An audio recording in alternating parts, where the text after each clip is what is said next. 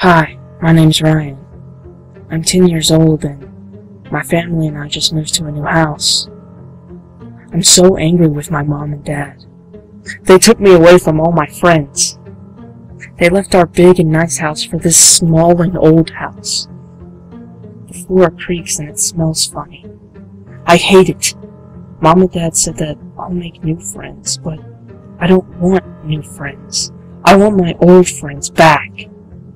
Everyone at my new school makes fun of me because I'm the shortest kid in my class. Almost the entire school. At my other school, I was cool. Nobody made fun of me, except for a couple of bullies, but that was it. Nobody cared how tall I was. But at this school, apparently, being tall makes you the coolest kid ever. Being the new kid at school makes it so much worse. Everyone picks on the new kid. The worst thing is that Mom and Dad just tell me to keep trying. I am! They say I'll find my group of friends, but I find it very hard to believe. This house makes it even more difficult. No kids live in the neighborhood, and this house is scary at night. I hear creepy sounds coming from the basement. It keeps me up all night. Sometimes it sounds like coughing, but maybe it's just my imagination. I complained so much that Mom and Dad even took me down one night. They looked everywhere for what was making the sound. They told me I must have been dreaming. I know I wasn't dreaming. It felt too real. I keep getting in trouble for falling asleep in class. So, they took me to a doctor. I don't know what insomnia or separation anxiety disorder is, but I don't like the sound of it. My doctor gave me some medicine that would help me sleep and make me feel happier. Mom and Dad made me try it. It hasn't helped, and it's been about a week. I was playing fetch with my dog in the hallway, when all of a sudden the ball rolled downstairs. That led to the basement. My dog wouldn't go downstairs. He started growling like when strangers knock on the door.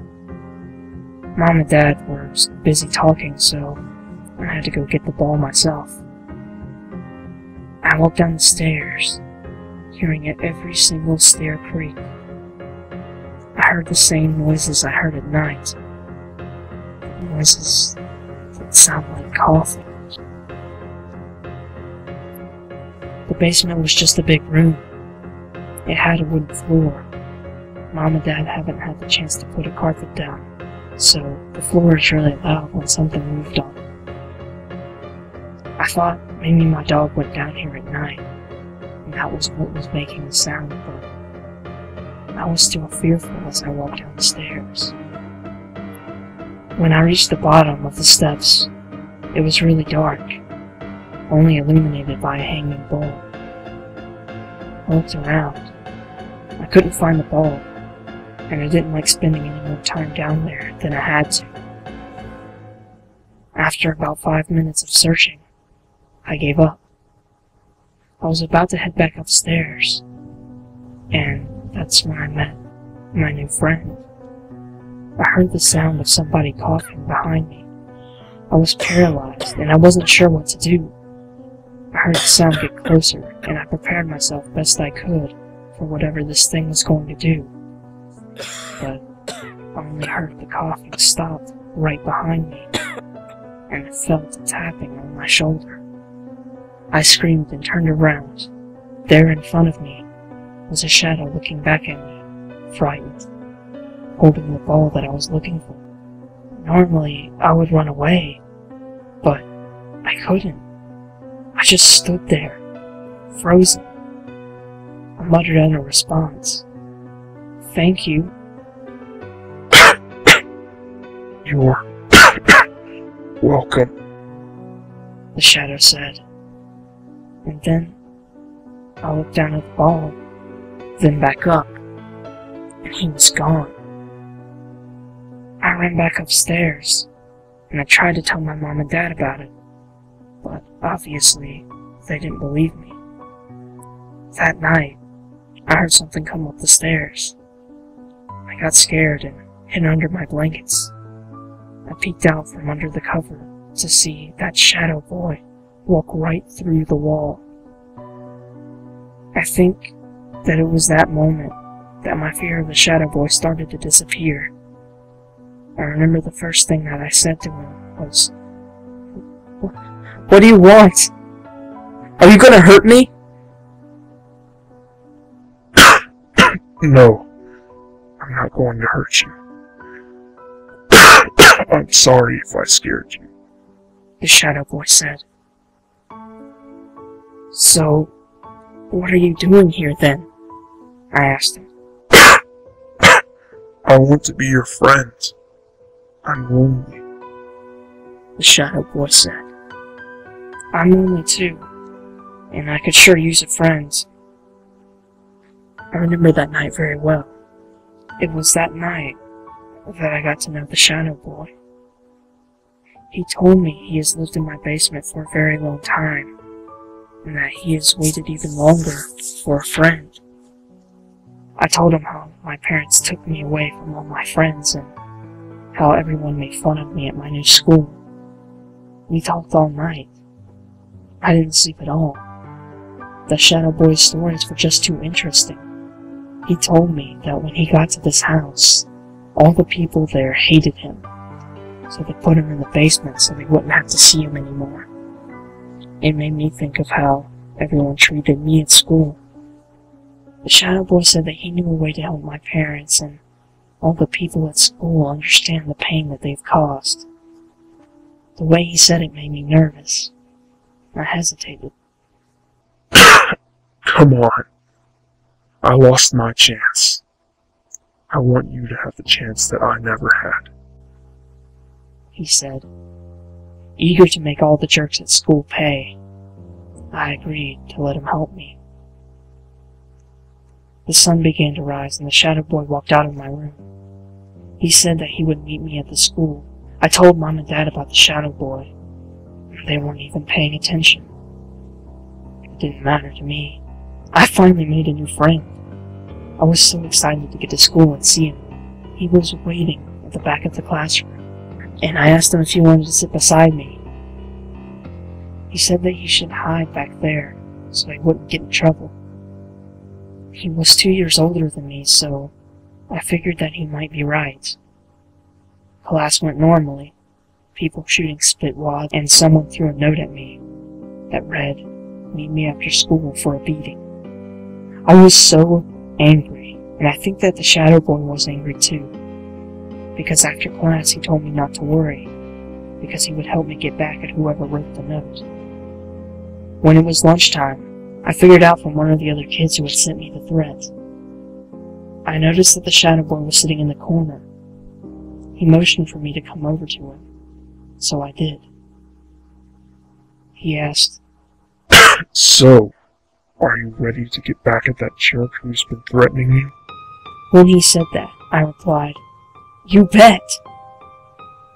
The shadow boy simply replied with a, "Follow me," as he walked towards the bathroom. I couldn't believe it when I walked in and saw the guy. When he saw me, he started pounding his fist. He charged immediately toward me, and all that I heard was, "Kick him!"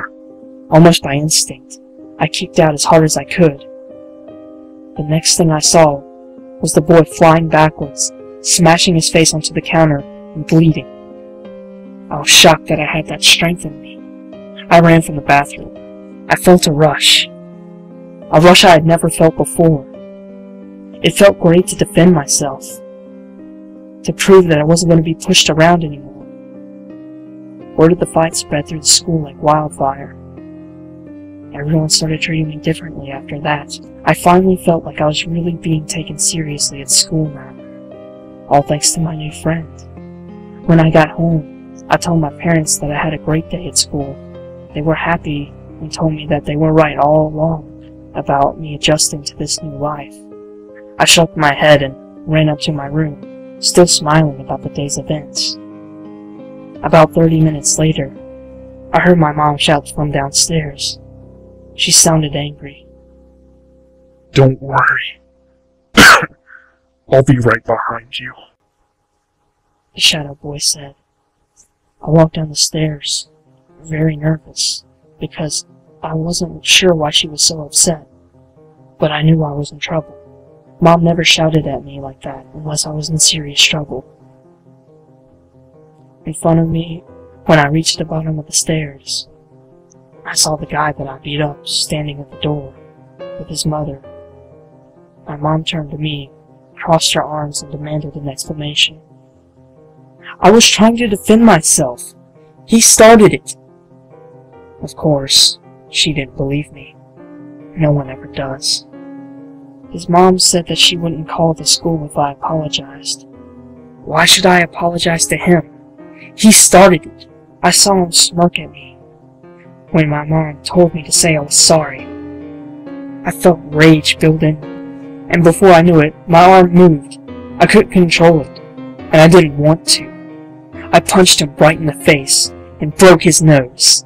My mom screamed. She offered to take the boy to the hospital, but his mom just rushed him out of the house. She screamed something about us not hearing the last of this. I was grounded for a month, and I was suspended from school for a week when the principal found out. I spent the whole week talking to my friend. Even when my mom ended my punishment early, I didn't want to leave. I had my best friend, and that was all I needed. Whenever I left the house, the shadow boy was always waiting for me. All throughout my elementary school years, he helped me. He taught me to stand up for myself. He was my best friend. After a meeting with the school counselor, my mom and dad began to ask questions about the shadow boy. I answered all their questions truthfully. I told them about how the shadow boy had taught me how to defend myself, and how he was my best friend. Evidently, the counselor was concerned about all the trouble I was getting into at school, but almost everyone respected me. Mom and Dad said that I had become very aggressive and combative. They blamed all of this on my friend, and they forbid me from seeing him anymore. When I refused, they told me that I left them no choice. Eventually, they sold the house, and we moved back into our old neighborhood. It's been 10 years since then, and I still live in the same neighborhood. Hundreds of hours of intense therapy that the shadow boy was just an imaginary friend, an incarnation born from my hatred for my parents and others who treated me badly. But recently, my mom told me the true story, the real reason why we moved. The house that I lived in for my elementary years was an orphanage in the Civil War. As the story goes, a slave woman was running away from her master. She was pregnant, and she gave birth to a baby boy in one of the safe houses. Fearing for her life, and with no way to take care of her child, she took the child to an orphanage. The only nearby orphanage was in a Confederate state. She was caught and hanged the next day. The orphanage was run by a cruel man. All his life, the boy spent inside the cellar of the orphanage. One cold winter, the boy got really sick, and no one cared. He spent his last days in misery, suffering from the final stages of pneumonia. He died in the cellar, and the caretakers didn't even bury him. They blocked his room off with bricks, making his room his grave. After I heard the story, I went back to that house. It was abandoned now. I think that I was looking for some sort of closure, a chance to say goodbye to the shadow boy. I got down to the basement, and I heard a familiar coughing. It was coming from inside the wall. I picked up a rusty pick and began to beat it against the wall where the sound was coming from. There, behind the wall, was a room, a child's room, and leaning against the wall was the decaying skeleton of a child. Behind me, I heard the coughing again. Good to see you again, Ryan.